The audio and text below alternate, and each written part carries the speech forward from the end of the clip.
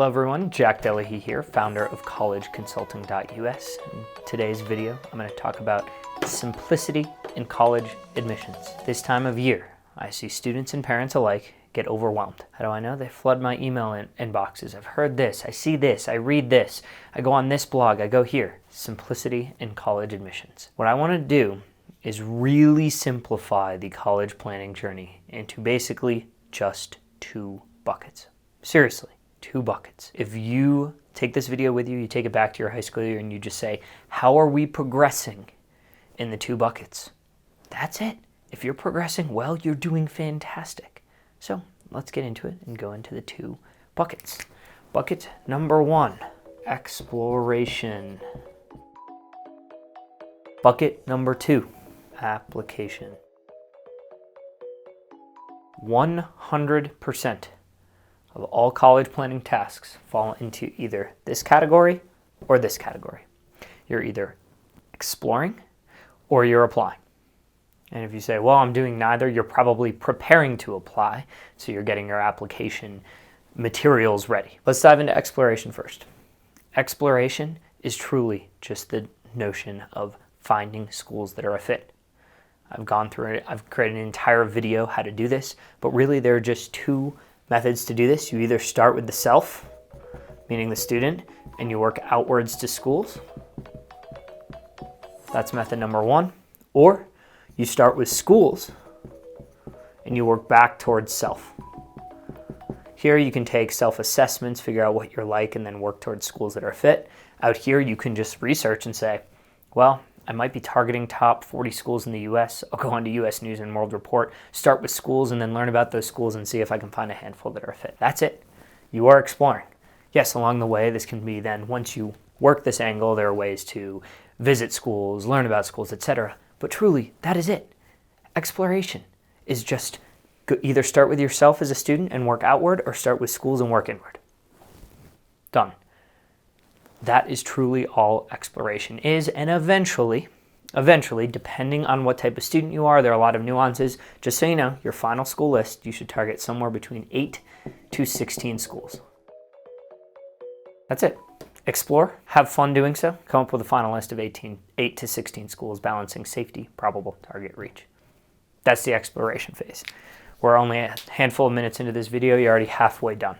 Let's keep it going because the theme of this video is efficiency, and truly, college planning is not rocket science. I am the first to say it. It's my profession, and I can confirm it's not rocket science. But it's important that I think families can sometimes get out of the weeds, take a bird's eye view and say, you know what?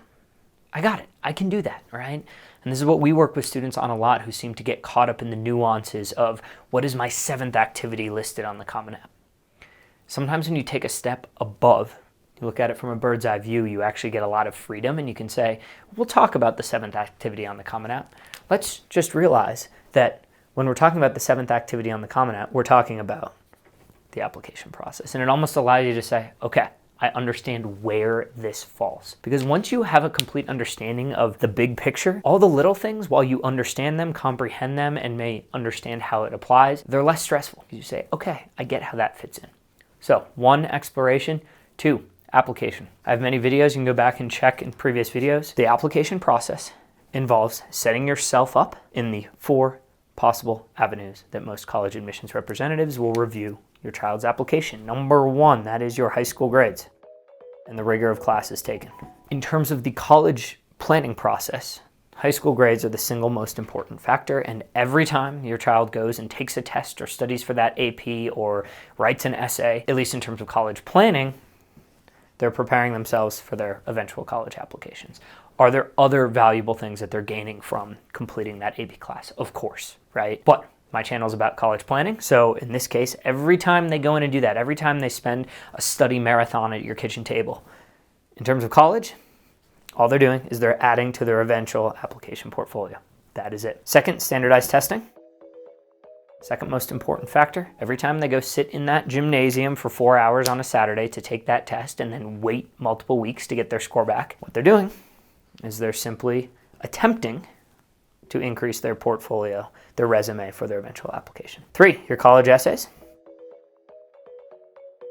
So So every time your high schooler creates another draft for their college essay, eventually, right, all they're doing is they're adding to their application and for your story, which I've talked a lot about. But when they decided over the summer to get that internship and went 9 to 5 every day for 8 weeks, yes, there are a lot of other valuable things they're getting from that. I'm not saying they're not, but in terms of college admissions, they're just adding to that application, right? Now, all this application is in the clouds until senior fall. This application exists nowhere. This application exists in your teenager's brain and your brain. But then something happens. Come senior fall, or really actually like the summer between junior and senior year, this application turns into reality. They use the Common App. In all likelihood, by the way, if they're applying to UC schools, it's nuanced. I'm not going to get into that in this video, but they're likely going to use the Common App. What that does is it takes all of this that they've potentially spent years doing, and all it does is it puts this on paper, in writing. Then you press submit. Then you press submit, senior fall, and then you wait. That's it. That's the process. Now you might be like laughing there to yourself going, what? Like I've spent hours on late night Google marathons going through X, Y, and Z.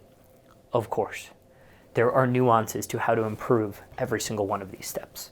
And then there are sub-nuances and sub-nuances, but that's not the point of this video. The point of this video is to give you the bird's eye view, because I've found that when students have a bird's eye view, when parents have a bird's eye view, it allows them to go,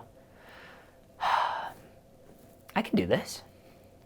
And that's what I want you to feel after watching this video. I want you to realize that the college planning process is broken up into really just 2 major parts. Your child's either exploring or they're applying. And if you say, oh, they're not doing either, they're probably preparing for either. If you're like, well, they're studying for this test, they're preparing for applying, right? So it's exploration, it's application, and that is what the college planning process is all about. That is it for this video. I wanted to keep it short because the theme of this was efficiency, to give you a thorough understanding, and the last thing I wanted to do was take 40 minutes to do that.